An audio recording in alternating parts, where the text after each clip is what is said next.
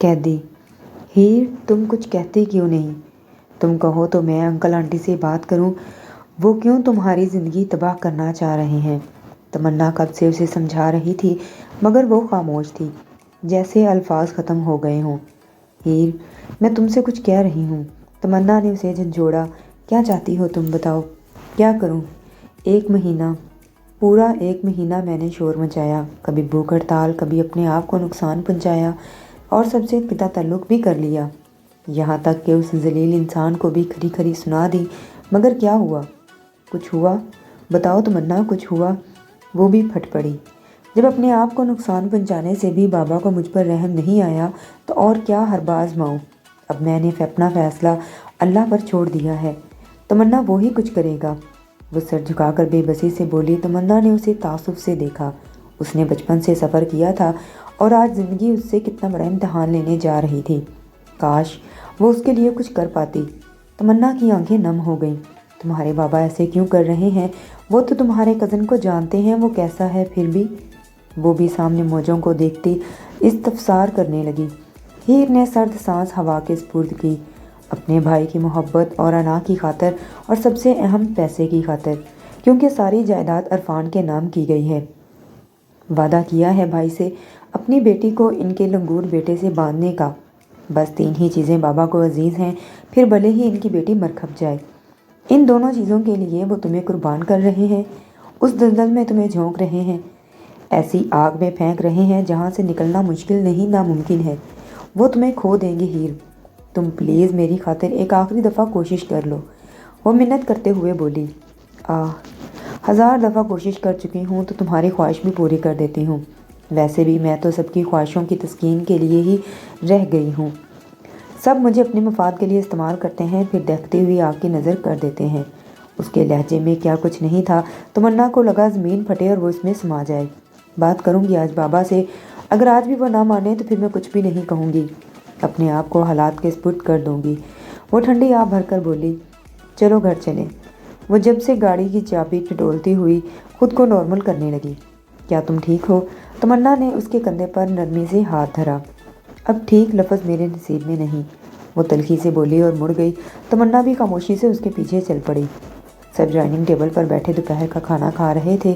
ہیر نے موقع کو غنیمت جانا، کیونکہ سب ہی اس وقت وہاں موجود تھے۔ دل میں مبہم سی امید لیے وہ گویا شاید کوئی اس کی حمایت میں بول کر اسے اس دلدل سے جانے سے بچا لے۔ ہیر نے گلا کھنگارا، لیکن سب اپنے کام میں مصروف رہے، جیسے اس کی آواز کسی نے سنی ہی نہیں۔ ہیر نے سب کو دیکھا مگر کوئی ایک بھی اس کی جانب متوجہ نہ ہوا۔ ہیر کا دل ڈوب کر ابھرا تھا۔ بابا مجھے آپ سے کچھ بات کرنی ہے، وہ بالآخر بول پڑی۔ ہیر اگر آپ مجھے دوبارہ اسی موضوع پر بات کرنا چاہتی ہیں تو آپ جانتی ہیں ہم پیچھے نہیں ہٹیں گے، ہم وعدے کے پابند ہیں، اور پھر اگر آپ کی جگہ کوئی بھی ہوتا تو ہم اسے قربان کر دیتے، وہ حتمی لہجے میں بولے۔ ہیر کو لگا وہ اگلا سانس نہیں لے سکے گی۔ بابا لب پھڑپھڑائے مگر آواز نہ نکلی۔ وہ کیا کہہ رہے تھے؟ یعنی وہ ایک ایک حرکت سے واقف تھے کہ عرفان کیسا تھا، پھر بھی وہ کیسے باپ تھے؟ ہیر کو سمجھ نہ آئی۔ اس نے مدد طلب نگاہوں سے ماں کو دیکھا مگر وہ نظریں چرا گئیں۔ بہن کو دیکھا تو وہ سٹپٹا کر ادھر ادھر دیکھنے لگی۔ بھائی کو دیکھا تو محض تسلی سے آنکھیں بند ہوئیں، مگر کوئی بھی اسے ڈھارس نہ دے سکا۔ ہیر بے بسی سے نظریں جھکا گئی اور اگلے ہی لمحے اس نے آنسوؤں کا گلا گھونٹ کر بولنا شروع کیا۔ اگر اب بھی کچھ بچا ہی نہیں تو وہ کم از کم اپنی بڑھاس تو نکال لیتی۔ آپ لوگ جانتے ہیں عرفان کن کن غلط کاموں میں ملوث ہے، بلکہ یہ کہیں کہ ایسا کون سا غلط کام ہے جس میں وہ ملوث نہیں، پھر بھی آپ اپنی بیٹی کو جانتے بوجھتے اس دلدل میں پھینک رہے ہیں۔ لیکن آپ لوگ یہ بھول رہے ہیں کہ یہ میری زندگی ہے، میرے اللہ نے مجھے دی ہے اور اسے گزارنے کا حق صرف مجھے ہے، یہاں تک کہ مجھے اتنا حق بھی حاصل ہے کہ میں کسی رشتے سے نہ بھی کر سکتی ہوں، مگر مجھ سے یہ سب حق تو بابا آپ نے چھین ہی لیے ہیں۔ کروا دیں آپ میرا نکاح اس کے ساتھ، مگر میری یہ شرط ہے کہ میری میت پر بھی آپ لوگ مت آئیے گا، وہ زارو کرار روتی ہوئی بولی۔ سب کو ہی اس کے الفاظ مار گئے تھے۔ ایک ماں کی تڑپ جاگی تھی، ایک بہن کی محبت جاگی تھی، ایک بھائی کی غیرت جاگی تھی، باپ کے دل میں ٹیسیں اٹھی تھیں، مگر پھر بھی سب پتھر دل کے بنے رہے تھے۔ ہیر نے کچھ بھی نہ کھایا اور چپ چاپ وہاں سے اٹھ کر چلی گئی۔ پورے گھر میں وحشت زدہ خاموشی تھی۔ اس گھر کی در و دیوار چیخ چیخ کر رو رہی تھی، مگر یہاں کے فرد صفاق تھے۔ اور اصغر صاحب نے ایک اور فیصلہ کیا تھا جو سب کو جھٹکوں کی ضد میں لے آیا تھا، اور سب ہی یہ بات ہیر سے کرنے میں ہچکچا رہے تھے، مگر اصغر صاحب یہ جلدی وہ کچھ بولنے لگی تھی، مگر اصغر صاحب نے ہاتھ کے اشارے سے روک دیا۔ اگر آپ یہ کام خود کرنے سے ہچکچا رہے ہیں تو ہم خود کر لیں گے، وہ سخت لہجے میں بولے۔ نہیں، آپ رہنے دیں، میں خود کرتی ہوں، اسماء آرا نے خوفزدہ ہو کر کہا۔ ڈر تھا کہ کہیں باپ بیٹی میں تلخ کلامی نہ ہو جائے اور اصغر صاحب کوئی غلط قدم نہ اٹھا لیں۔ ٹھیک ہے، جائیں، مگر یاد رکھیے ہم نہ سننے کے قائل نہیں، جواب ہاں میں ہی ہونا چاہیے۔ لہجہ تنبیہ کرنے والا تھا اور اسماء آرا محض سر ہلا کے رہ گئی۔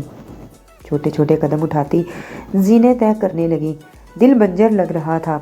وہ ایسا کیوں کر رہی تھی؟ ہر دفعہ کی طرح وہ آج بھی اپنی اولاد کا دفاع نہ کر سکی تھی۔ کتنی مجبور ماں تھی! بلکہ نہیں، ماں کی ڈکشنری میں مجبوری نہیں ہوتی، وہ تو اولاد کی محبت میں بڑی سے بڑی چٹان کو بھی پار کر سکتی ہے۔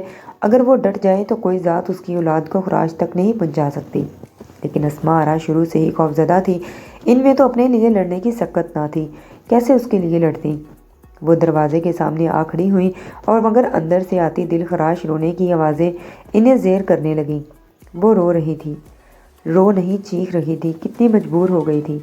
اسماء آرا کا دل کانپنے لگا، انہوں نے لرزتے ہاتھوں سے دروازے کی نوب گھمائی اور چھوٹے چھوٹے قدم اٹھاتی اس کے مقابل آ کھڑی ہوئی۔ کسی کی موجودگی کا احساس ہوتے ہی ہیر نے گھٹنوں میں دیا سر دھیرے دھیرے اٹھایا اور سامنے اپنی ماں کو دیکھ کر وہ بکھرتی چلی گئی تھی۔ ماں خود دوسری جانب دیکھتی ضبط کے بندھن باندھے ہوئے تھیں۔ امی، ہیر نے دھیرے سے پکارا۔ اسماء آرا کی آنکھ سے ایک موتی گر کر کلین میں جذب ہو گیا۔ وہ اب بھی کھڑکی سے پار دیکھ رہی تھی۔ ہیر، مجھے تم سے کچھ بات کرنی ہے، انہوں نے بامشکل کہا۔ ہیر کو لگا کہ وہ خوشی کی نوید سنانے آئی ہیں۔ اس نے اپنے ہاتھ سے آنسو پونچھے اور فوراً سے اٹھ کھڑی ہوئی۔ امی کہیں، آپ یہی کہنے آئی ہیں نا کہ بابا نے اس رشتے سے منع کر دیا؟ وہ سرخ آنکھوں سے مسکرانے لگی۔ اسماء آرا خاموش رہیں۔ کہیں نا امی، مسکراہٹ ابھی بھی سمٹی نہ تھی۔ تمہارا آج شام نکاح ہے، نہ چاہتے ہوئے بھی لہجہ نم ہو گیا تھا۔ ہیر 2 قدم پیچھے ہوئی تھی، گہری ہوتی مسکراہٹ معدوم ہو گئی تھی، آنسو دوبارہ بہنے لگے تھے۔ آپ مذاق کر رہی ہیں نا، ہے نا؟ وہ بے یقینی سے بولی۔ اسماء آرا بھی اب رونے لگی تھیں۔ بولے نا امی، آپ مذاق کر رہی ہیں نا، بولے نا۔ وہ آگے بڑھ کر انہیں جھنجھوڑتی ہوئی بولی، ایسا کیسے ہو سکتا ہے؟ نکاح تو 1 ہفتے بعد تھا، آج شام کیسے؟ وہ اپنے بال نوچنے لگی۔ آپ لوگ ایسا نہیں کر سکتے، نہیں، وہ دیوانہ وار بولنے لگی اور گردن نفی میں ہلانے لگی۔ اسماء آرا کا ہاتھ اٹھا تھا اور اس کے رخسار کو سرخ کر گیا تھا۔ ہوش میں آؤ ہیر، ہوش میں آؤ، یہ تمہارے ابو کا حکم ہے اور تم جانتی ہو وہ نہ کسی کے حق میں نہ نہیں سنتے۔ تمہاری بہن کے ہاتھوں نکاح کا جوڑا بھجوا رہی ہوں، تیار ہو جانا، کوئی چون چرا نہیں چلے گی، وہ سخت لہجے میں کہتی جانے لگی، مگر ہیر کے الفاظ سیسے کی مانند ان کے کانوں میں لگے تھے، ان کے قدم جم گئے تھے۔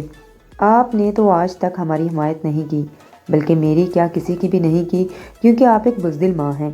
جسے آپ اپنی اولاد کا دفاع ہی نہیں کر سکتی تو بچپن میں ہی گلا گھونٹ دیتی، کیوں اذیت سے پر زندگی مجھے نہیں درکار تھی؟ ارے امی، تو وہ ہوتی ہیں جو کسی سے بھی لڑ جائے، آپ اپنے شوہر سے نہیں لڑ پائیں، جائیں کہہ دیں اپنے شوہر سے، آج ابھی اور اسی وقت نکاح ہوگا، نکال دیں اپنی بیٹی کا جنازہ یہاں سے، لیکن یاد رکھیے گا وہ جب بھی آئیں گے اپنے بھائی سے ملنے آئیں گے، ان کی بیٹی آج ان کے لیے مر جائے گی اور کبھی اپنا منہ نہیں دکھائے گی، مرا ہوا بھی نہیں۔ اس نے یہ الفاظ آنسوؤں کی آمیزش سے پاک لہجے میں کہے تھے، لیکن اسماء آرا کی روح نہ ہو گئی تھی، ان میں تو پیچھے مڑنے کی سکت بھی نہیں رہی تھی۔ پھر ان کے قدم باہر کی جانب بڑھ گئے تھے، مگر انہوں نے پیچھے سے کسی کے گرنے کی آواز محسوس کی تھی۔ ان کی بیٹی بکھر گئی تھی اور وہ کچھ نہیں کر پائی تھیں، کچھ بھی نہیں۔ نکاح خواں آگے وہ سفید گھٹنوں سے نیچے تک آتی فراک میں ملبوس تھی اور اس کے ساتھ چوڑی دار پاجامہ زیبتن کیا تھا اور لال چیزی سے گھونگھٹ لیا گیا تھا۔ وہ صوفے پر بیٹھی تھی، ایک طرف مولوی صاحب بیٹھے تھے اور ان کے ساتھ اصغر صاحب اور عرفان کے ابو جمشید کھڑے تھے۔ ہیر کے دائیں طرف اس کا ہیر کا بھائی صفدر کھڑا تھا اور اس کے برابر میں ہیر کی بہن مہک کھڑی تھی، جبکہ اسماء آرا ہیر کے ساتھ اس کے برابر میں ہی براجمان تھی۔ مولوی صاحب نے نکاح شروع کیا تھا، وہ اس کی رضامندی دریافت کر رہے تھے، مگر وہ کیا بتاتی، اس کی رضامندی مانگی ہی کب گئی تھی جو ابھی فرضی پوچھی جا رہی ہے۔ اس کا دل کیا کہ چیخ چیخ کر کہے، نہیں وہ مجھے منظور نہیں، یہ نکاح مجھے منظور نہیں، مگر وہ ایسا نہیں کہہ سکتی تھی اور قبول ہے کہ تینوں دفعہ گردان الاپ لی۔ اور سب سے مشکل مرحلہ تھا نکاح نامے پر دستخط۔ آنسو لڑیوں کی صورت بہنے لگے، دل لرز رہا تھا، ہاتھوں کی کپکپاہٹ اتنی تھی، چہرہ سفید پڑ گیا تھا۔ اسے لگ رہا تھا اسے موت کی نوید سنائی گئی ہے، جس پر اس نے حامی بھر لی ہے اور اب صرف دستخط باقی ہیں۔ مولوی صاحب دستخط کے کانے دکھا رہے تھے، مگر نظریں دھندلائی ہوئی تھیں۔ بلاخر ہیر نے قلم تھاما اور بمشکل مطلوبہ جگہ پر دستخط کر دیے، اور پھر ضبط کے بندھن توڑتی وہ دونوں ہاتھوں میں چہرہ چھپائے پھوٹ پھوٹ کر رو دی۔ ہر طرف مبارکباد کی صدائیں گونج رہی تھیں، مگر اسے وہ موت کا سوگ لگ رہا تھا۔ ہر زیرو کی آنکھیں نم تھیں اور سب سے یہی اندازہ لگایا جا رہا تھا کہ ہیر اپنوں سے دوری کی وجہ سے رو رہی ہے، مگر یہ محض غلط فہمی تھی۔ کسی مانوس کی کمی کی وجہ سے وہ چہرے پر ہاتھ ہٹانے پر مجبور ہو گئی، اور سامنے تمنا کو دیکھ کر وہ اور زور سے رونے لگی۔ تمنا نے اسے سمیٹ لیا۔ جو کام اسماء آرا نہ کر سکیں وہ تمنا نے کیا تھا۔ وہ اس کی سسکیاں رونے میں جسم کامیاب ہو گئی تھی۔ بس کرو ہیر، ان لوگوں نے تمہارے ساتھ جو کیا وہ تو کر لیا، اب تم اللہ پاک کی ذات پر کامل یقین رکھو، وہ تمہیں کچھ نہیں ہونے دیں گے۔ بس تم نماز مت چھوڑنا، صراط مستقیم کا راستہ اپنائے رکھنا، وہ ذلیل انسان تمہیں خروچ بھی نہیں دے پائے گا۔ وہ سامنے ٹیبل پر پڑا پانی کا گلاس اس کے لبوں سے لگاتی، ساتھ ساتھ دھیمی دھیمی آواز میں تسلیاں دے رہی تھی، مگر اس کی آواز اتنی تیز ضرور تھی جو اسماء آرا، صفدر اور مہک تک بخوبی پہنچی تھی، جبکہ اصغر صاحب کچھ فاصلے پر تھے، اس لیے سن نہ سکے۔ ہیر اب کچھ بہتر تھی اور کچھ ہی دیر بعد وہ رخصت ہونے لگی تھی، لیکن وہ تمنا کے سوا کسی سے دل سے نہیں ملی تھی، کسی بھی پر بھی نگاہ نہیں ڈالی تھی اس نے۔ آپی، مہک اس کے قریب آئی تھی۔ ہیر دھیمے سے مسکرا دی اور اس کے سر پر ہاتھ رکھا۔ خوش رہو، وہ ضبط سے بولی تھی۔ صفدر بھی اس کے قریب آیا تھا، مگر وہ 2 قدم پیچھے ہو گئی تھی۔ مہک تو چھوٹی تھی، اس کی تو کوئی نہیں سنتا تھا، مگر صفدر تو بڑا بھائی تھا، بہن کی حفاظت کرنا اس کا فرض تھا۔ پھر بھی اس نے کیسے اپنا فرض نبھایا تھا؟ صفدر شرمندگی سے سر جھکا گیا۔ اسماء آرا مچل رہی تھی، ایک دفعہ، آخری دفعہ اپنی اولاد کو اپنی آغوش میں لینے کے لیے، مگر ہمت نہیں تھی ان میں۔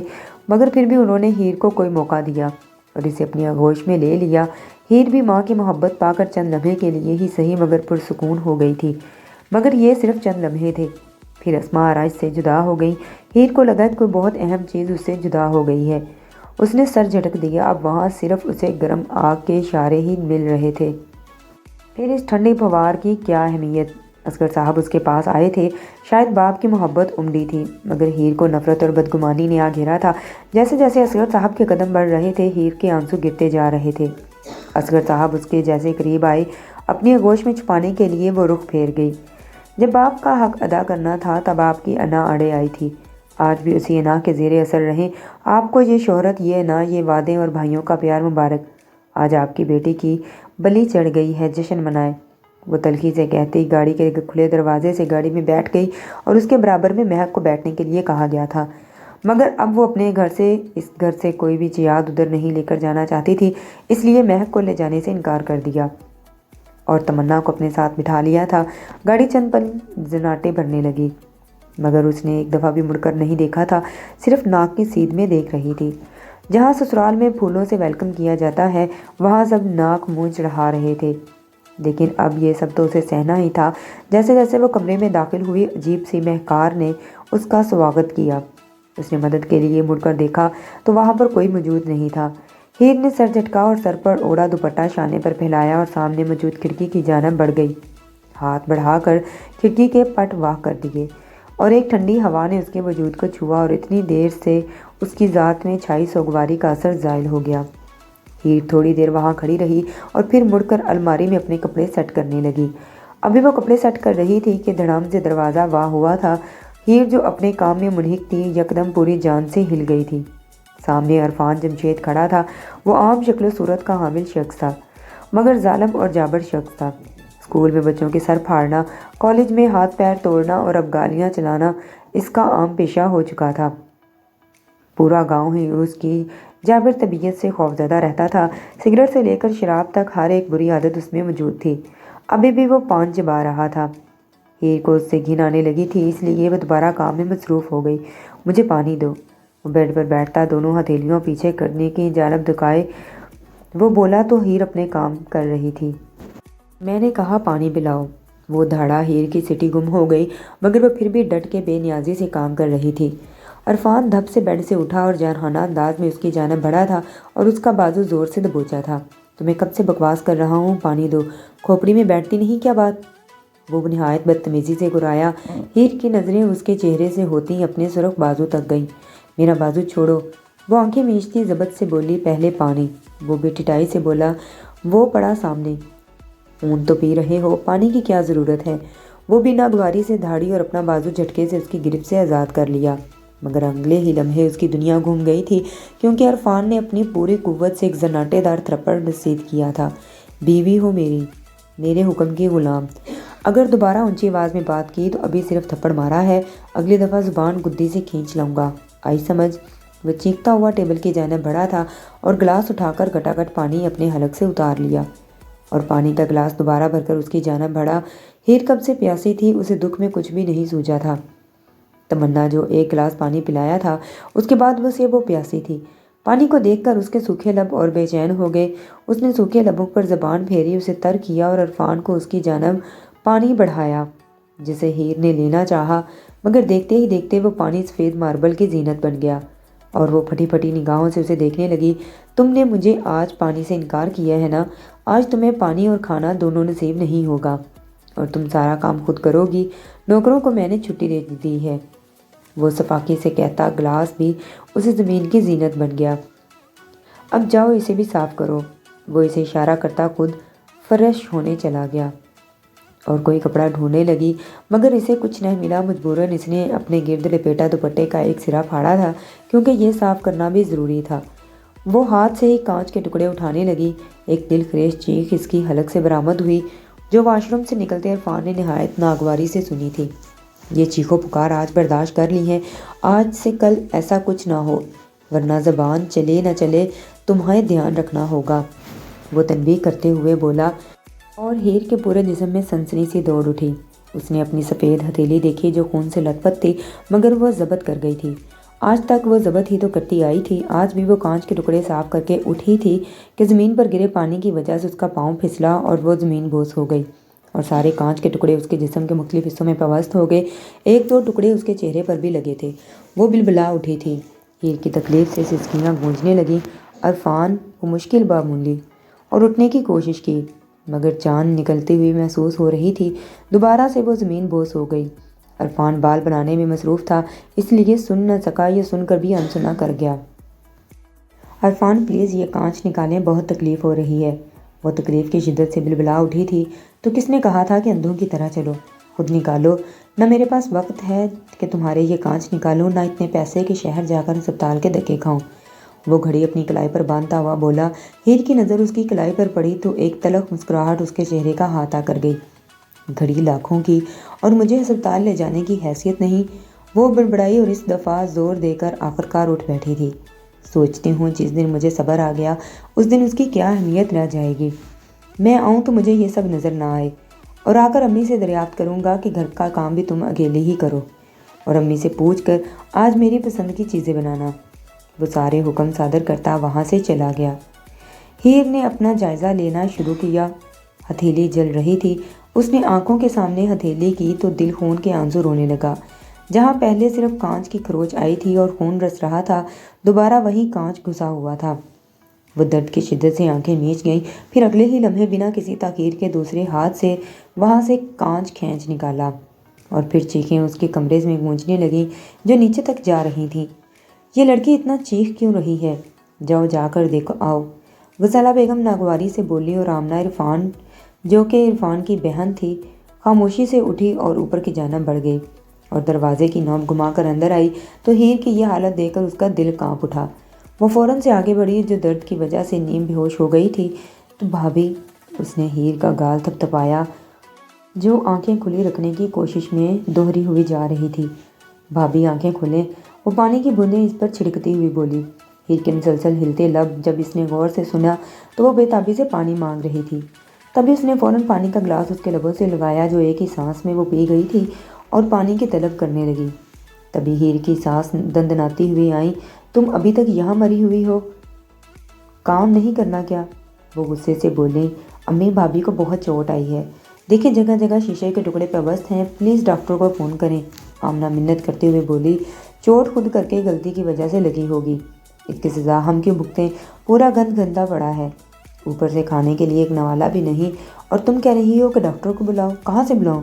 ना तुम्हारे अब्बू घर पर है ना भाई, खुद चादर ओढ़ के लाऊं क्या? इसे बोले नाटक ना करे और सारा काम सर अंजाम दे। वो हाथ जलाकर भी कहती हुई वहाँ से चली गई। आमना ने तासुब से उसकी पुश्त पर देखा। भाभी आप फिक्र मत करें, मैं निकालती हूँ। वो इसे तसल्ली देती उठी और ड्रार से डेटॉल और रुई लेकर पहले आराम से हर जगह से कांच निकाला और फिर डेटॉल से सफाई करके सब जगह पट्टी कर दी। हीर अब थोड़ी बेहतर महसूस कर रही थी। भाभी आप आराम करें, वो उसे खड़ा करने के लिए कहने लगी, तो हीर ने नफ़ी में सर हिलाया। नहीं, मैं अपने आराम नहीं कर सकती, सारा काम करना है। इरफान आए और इन्हें पता चला कि मैंने काम नहीं किया तो वो बहुत मारेंगे। वो खौफजदा सी बोली तो आमना बेबसी से उसे देखने लगी, जैसे अभी आए चंद घंटे ही वो मुश्किल हुए थे, क्या हालत हो गई थी उसकी, मगर बोली कुछ ना। ले भाभी पानी पिए। वो इसे पानी देती हुई बोली तो हीर जो गिलास थामने लगी थी फिर कुछ याद आने पर हाथ खींच लिया। नहीं नहीं, इरफान ने मना किया है। उसकी आंखों में हिरस हलकोले ले रहा था। भाभी आप पानी पी लें और ये बात हम दोनों के बीच रहेगी। वो इसे तसल्ली देते हुए बोली, नहीं, अगर तुमने उसे बता दिया तो तुम जाओ यहाँ से। वो खौफ से कांपने लगी थी। भाभी आई प्रॉमिस नहीं बताऊंगी, अब आप पानी तो पी लें। और वो इसके कंधे पर नरमी से हाथ धरती हुई बोली। हीर ने प्यास की शिद्दत की वजह से फ़ौरन गिलास थाम लिया और पानी घटाघट उलट गई। आमना उसका ये अंदाज देखकर अंदर तक कट गई। क्या कर रहे थे वो लोग? सिर्फ जायदाद के बदले के लिए एक मासूम जान पर 2 घंटों में ही इतना जुल्म? और चाचू चाची कैसे मान गए इस सब के लिए? इस कदर बेकदरी से वो नफरत सोचने लगी। चलो आओ बाहर चलते हैं, काम भी करना है। हीर उजलत में बोली और चलने की कोशिश करने लगी, मगर पाँव में दर्द की वजह से वो कदम नहीं उठा पा रही थी और फिर नीचे गिर गई। भाभी आराम से। आमना ने उसे फ़ौरन उठाया। हीर दिल में मुस्कुराई, मैं ठीक हूँ आमना। वो इसके बाजू की मदद से उठती हुई बोली, अरे तुम रो क्यों रही हो? वो इनकी नम आंखें देखकर हैरत से सफ्तार हुई। भाभी, भाई ने आपकी क्या हालत कर दी है? आप तो सब जानती थी ना, फिर क्यों हाँ की इस शादी के लिए? वो रोते हुए बोले। हीर ने मोहब्बत से उसके कंधे आंसू को साफ किया। कुछ नहीं, तुम्हारे भाई ने कुछ नहीं कहा, ये मेरी गलती की वजह से हुआ है और मैं मना कैसे कर सकती थी जब तुम्हारे भाई के नसीब में मैं ही लिखी थी। बजा कहते हैं औरत ही अपनों को ऐब को छुपाती है, वरना वो कहीं मुंह दिखाने के काबिल ना रहें। हीर ने अपने बाप और शोहर दोनों का भरम रख लिया था और इतना सब कुछ बर्दाश्त करने के बावजूद। चलो अब नहीं तो अम्मी फिर आ जाएंगी। वो इसके सर पर हल्की सी चिपट लगाती हुई बोली और होंठ दांतों तले दबाकर तकलीफ बर्दाश्त करती हुई चल पड़ी थी। ये तो दोस्तों कहानी का पहला हिस्सा कैसा लगा मुझे कमेंट सेक्शन में ज़रूर बताएं। वीडियो अच्छी लगी हो तो मेरे चैनल को सब्सक्राइब करें। अल्लाह हाफिज़।